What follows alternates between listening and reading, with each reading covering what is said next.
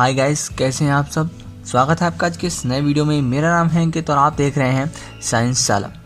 दोस्तों, आज के इस वीडियो में हम क्लास 9th के chapter first the fundamental unit of life के फर्स्ट पार्ट को कवर करेंगे, जिसमें हम जानेंगे कि एक सेल का स्ट्रक्चर क्या होता है, उसमें कौन कौन से कंपोनेंट्स शामिल होते हैं और उनके अलग अलग क्या क्या फंक्शंस रहते हैं। इस वीडियो का सेकंड पार्ट मैं सेल ऑर्गेनेल्स के रूप में अगले दिन लेकर आऊँगा। उसमें मैं सारे ऑर्गेनेल्स के बारे में बात करूँगा, उनके स्ट्रक्चर और फंक्शंस के बारे में। तो बिना देर किए वीडियो शुरू करते हैं। वीडियो पसंद आए तो लाइक करें और ऐसी ही रेगुलर वीडियोस के लिए हमारे चैनल साइंस शाला को सब्सक्राइब करें। गाइस, जैसा कि आप सभी को पता होगा कि रॉबर्ट हुक की डिस्कवरी के बाद जो सेल उन्होंने देखी ऑनियन की जो परत में, वहाँ धीरे धीरे उसकी कुछ प्रॉपर्टीज़ और स्ट्रक्चर को पहले इतना अच्छे से डिफाइन नहीं किया गया था। लेकिन जैसे जैसे माइक्रोस्कोपिक लेवल पर हमारा चीज़ों को देखना, सेल्स को देखना संभव हो गया, वैसे वैसे नई नई सेल्स के बारे में बातें आने लगी। स्ट्रक्चर्स को वेल डिफाइन कर दिया गया और उनके फंक्शंस को भी हम स्टडी करने लगे लेबोरेटरीज़ में। तो अब हमें बात आती है कि सेल जो होती है वो किससे बनी होती है। What is cell made up of. ठीक है, तो सेल बेसिकली 3 कंपोनेंट्स होते हैं जिससे सेल मिलकर बनी होती है, जिसमें प्लाज्मा मेम्ब्रेन, न्यूक्लियस और साइटोप्लाज्म होता है। दोस्तों, इसके अलावा सेल वॉल भी इसमें इंक्लूडेड रहती है, जो कि केवल बेसिकली प्लांट्स की सेल में ही देखने को मिलती है, एक्सेप्ट यूकैरियोटिक सेल्स और अदर कुछ एनिमल्स होते हैं। उनके अलावा जो सेल वॉल प्लांट सेल्स में ही पाई जाती है। ठीक है, तो अब हम सबसे पहले चर्चा करते हैं प्लाज्मा मेम्ब्रेन और सेल मेम्ब्रेन पर। गाइस, जो प्लाज्मा मेम्ब्रेन या जो सेल मेम्ब्रेन होती है वो किसी भी सेल की सबसे आउटर मोस्ट लेयर होती है या आउटर मोस्ट कवरिंग होती है। ठीक है, जो सेल के अंदर की चीज़ों को बाहर के वातावरण से अलग करती है। ठीक है, this is the outermost covering of the cell that separates the contents of the cell from its external environment. ठीक है, तो ये सबसे बाहरी लेयर होती है जो एनवायरनमेंट को अलग करती है सेल के एनवायरनमेंट से और बाहर के एनवायरनमेंट से, और साथ ही साथ ये कुछ सिलेक्टिव कंपोनेंट्स को या सिलेक्टिव चीज़ों को अलाउ करती है और एग्जिट भी कराती है कि कौन कौन सी चीज़ें सेल के अंदर आनी चाहिए या क्या क्या चीज़ें सेल के बाहर जानी चाहिए। यानी एक ये सेमी परमेबल मेम्ब्रेन का भी काम करती है। सेमी परमेबल मेम्ब्रेन का मतलब होता है कि कुछ चीज़ों को अंदर आने दे, कुछ चीज़ों को बाहर जाने दे। ठीक है, जिसे हम हिंदी में अर्ध पारगम में झिल्ली बोलते हैं। अर्ध मतलब आधा, पारगम मतलब पार कर सके, उसको उसमें से ट्रांसफ़र कर सके, उसमें से पार जा सके। ठीक है, पेनेट्रेट कर पाए। ठीक है, तो इस तरीके से ये जो परमेबल मेम्ब्रेन होती है ये अलाउ करती है, ठीक है, एंट्री को और एग्जिट को, जो कि सेल की उस वॉल से या सेल मेम्ब्रेन से की जा सकती है। दूसरा इसका काम होता है exchange of CO2 and O2 gases, जो कि हम बॉडी में O2 को इनहेल करते हैं और CO2 को एक्सहेल करते हैं।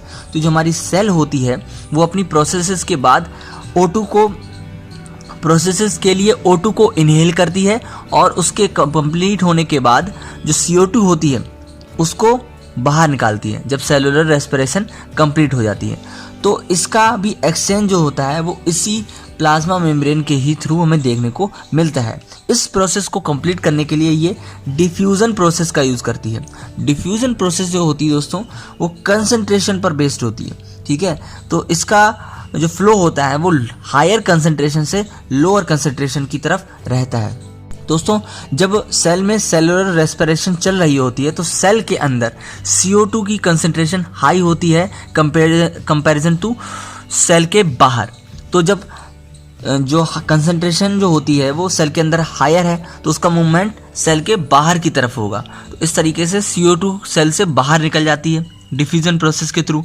और ऐसे ही जब हम O2 को इनहेल करते हैं तब O2 की कंसंट्रेशन सेल के बाहर ज़्यादा होती है और उस सेल के अंदर कम। तो इस तरीके से O2 का जो मूवमेंट होता है वो सेल सेल मेम्ब्रेन के थ्रू अंदर की ओर रहता है।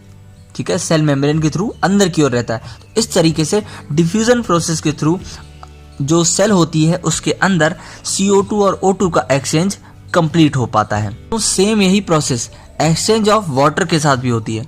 तो प्लाज्मा मेम्ब्रेन जो होता है वो ऑस्मोसिस प्रोसेस का यूज़ करता है। ठीक है, जो वाटर का एक्सचेंज होता है वो उसमें ऑस्मोसिस प्रोसेस का यूज़ होता है, वो भी चीज़ मेम्ब्रेन के थ्रू ही कंप्लीट हो पाती है। ठीक है, ये भी कंसंट्रेशन बेस्ड फिनोमिना होता है। गाइस अगर अगला कंपोनेंट देखें तो वो हमारी लिस्ट में आता है सेल वॉल। दोस्तों plant cell in addition to the plasma membrane have another rigid outer covering. ठीक है, जो प्लाज्मा मेम्ब्रेन होती है वो सेल्स में भी प्लांट्स में भी होती है, दोनों की सेल्स में पाई जाती है, लेकिन प्लाज्मा मेम्ब्रेन के अलावा प्लांट सेल में एक एडिशनल लेयर होती है, एक ठोस एडिशनल लेयर या कवरिंग होती है जिसे हम सेल वॉल बोलते हैं। ठीक है, rigid outer covering called the cell wall. ठीक है, तो सेल वॉल जो होती है वो प्लाज्मा मेम्ब्रेन, जो प्लाज्मा मेम्ब्रेन है उसके आउटर साइड में होती है। ठीक है, lies outside the plasma membrane. तो ये बनी किसकी होती है? It is mainly composed of cellulose. दोस्तों सेलुलोज जो है वो एक पॉलीकार्बोहाइड्रेट है। आपको मैंने समझाया था कि कार्बोहाइड्रेट 3 तरीके के होते हैं।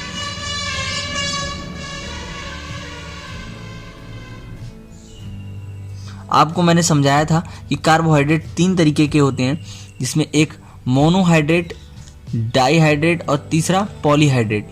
ठीक है, मोनोसैकेराइड, डाईसैकेराइड और पॉलीसैकेराइड।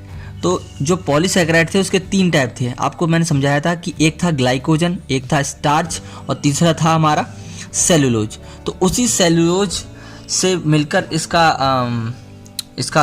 निर्माण होता है। जो सेल वॉल होती है वो सेलुलोज की बनी होती है, जिससे कि जो पौधे की सेल्स होती हैं उनको एक स्ट्रक्चरल स्ट्रेंथ मिलती है, जिससे कि जो प्लांट होता है उसको एक स्ट्रक्चरल स्ट्रेंथ मिलती है, मजबूती मिलती है। ठीक है, तो इस तरीके से सेल वॉल की फॉर्मेशन होती है किसी भी प्लांट की सेल में।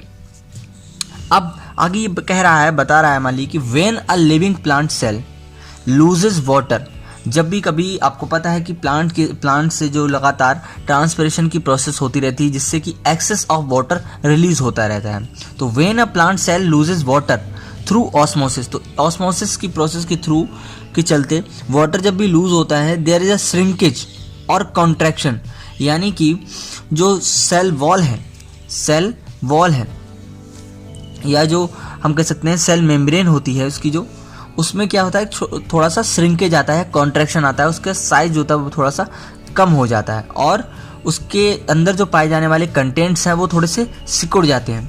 ठीक है, contents of the cell away from the cell wall, वो सेल वॉल से कैसे दूर हट जाते हैं, सेल वॉल से दूर हट जाते हैं और थोड़ा से श्रिंक हो जाते हैं। तो इस प्रोसेस को क्या बोलते हैं?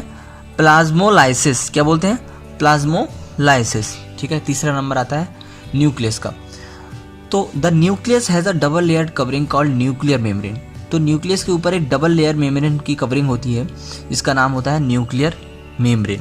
ठीक है, तो न्यूक्लियर मेम्ब्रेन में क्या होते हैं? छोटे छोटे पोर्स होते हैं। क्या होते हैं? छोटे छोटे पोर्स होते हैं।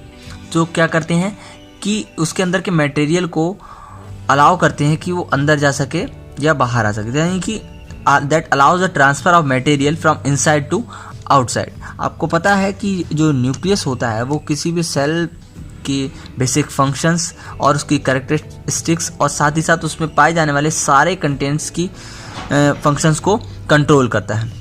गाइस एक बात और है जो आपको समझनी चाहिए कि जो न्यूक्लियस होता है उसके अंदर एक मटेरियल होता है जिसे हम बोलते हैं क्रोमैटिन। ये क्रोमैटिन मटेरियल जब भी कभी न्यूक्लियस डिवाइड होता है या उसका डिवीज़न होता है, ठीक है, तो उस समय ये क्रोमोसोम्स में अरेंज हो जाता है। दोस्तों क्रोमोसोम जो होते हैं वो उस न्यूक्लियस की जेनेटिक इन्फॉर्मेशन के कैरियर होते हैं, जिसमें सारी जेनेटिक इन्फॉर्मेशन का डेटा कोड रहता है या सेव रहता है। ठीक है, और क्रोमोसोम्स के जो पार्ट्स होते हैं वो किससे मिलकर बने होते हैं? डीएनए से बने होते हैं, डीऑक्सीराइबोस न्यूक्लिक एसिड, जिसमें छोटी छोटी डीएनए की क्या होती हैं दोस्तों? स्ट्रैंड्स होती हैं। क्या होती हैं? स्ट्रैंड्स होती हैं इस तरीके की। ठीक है, तो जो डीएनए होते हैं वो जेनेटिक इन्फॉर्मेशन को कैरी करते हैं, और जब भी कभी न्यूक्लियस डिवाइड होता है, ठीक है, एक न्यूक्लियस था उससे एक दूसरा न्यूक्लियस बन गया, तो जब भी कभी उसका ऐसा डिवीज़न होता है, ठीक है, जब भी कभी डिवीज़न होता है तो उस समय ये इन्फॉर्मेशन एक न्यूक्लियस से दूसरे न्यूक्लियस में पहुंचती है, ताकि उसकी भी कैरेक्टरिस्टिक्स और फंक्शन और स्ट्रक्चर उसी तरीके के रहें जैसे कि पहले के न्यूक्लियस के थे या जैसे पहले की सेल के थे। इस तरीके से फर्दर डिवीजन के समय ये क्रोमेटिन क्रोमोसोम्स में अरेंज हो जाता है। और आगे जो जीन्स होते हैं, जीन्स जो होते हैं वो डीएनए की फंक्शनल यूनिट होती हैं, डीएनए की फंक्शनल यूनिट होती हैं। तो जैसा कि आपको बेसिक तरीके से समझाऊं, अगर ये एक डीएनए है, अगर ये एक डीएनए है तो ये हमने कह दिया ये डीएनए की एक स्ट्रैंड है, डीएनए की एक डबल हेलिक स्ट्रैंड है। और अगर हम जीन की बात करें, इस डीएनए की एक स्ट्रैंड में जीन की बात करें, तो जीन, एक जीन यहाँ से यहाँ तक हो सकता है, एक जीन यहाँ से यहाँ तक हो सकता है।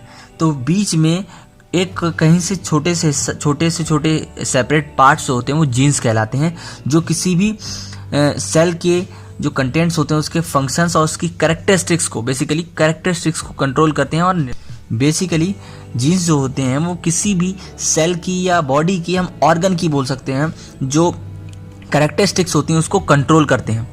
अब दोस्तों दो तरीके की सेल्स आ रही हैं, एक है प्रोकैरियोटिक सेल और एक यूकैरियोटिक सेल्स। तो जो प्रोकैरियोट्स होते हैं उनमें जो न्यूक्लियर मेम्ब्रेन होती है उसकी कमी रहती है, ठीक है। और जो यूकैरियोट्स होते हैं वो न्यूक्लियर मेम्ब्रेन के साथ पाए जाते हैं, ठीक है।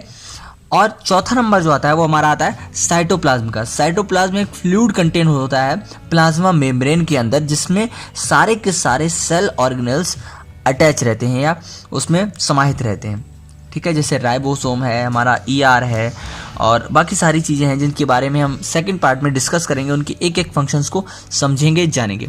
तब तक के लिए इस वीडियो को आप देखिए, समझिए अच्छी तरीके से, लाइक करें और ऐसी ही रेगुलर वीडियोज़ के लिए हमारे चैनल साइंस आलू को सब्सक्राइब भी करें।